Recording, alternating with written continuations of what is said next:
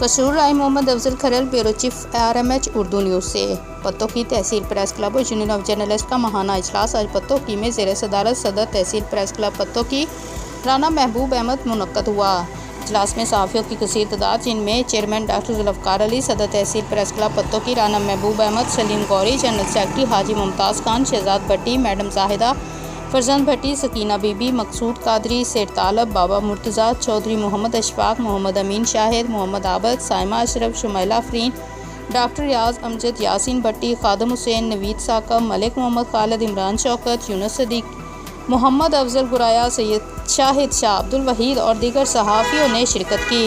सहाफ़ियों ने चौधरी मोहम्मद अफजल गुराया को कौमी TV चैनल का नुमाइंदा बनने पर मुबारकबाद दी और फूलों के हार पहनाए।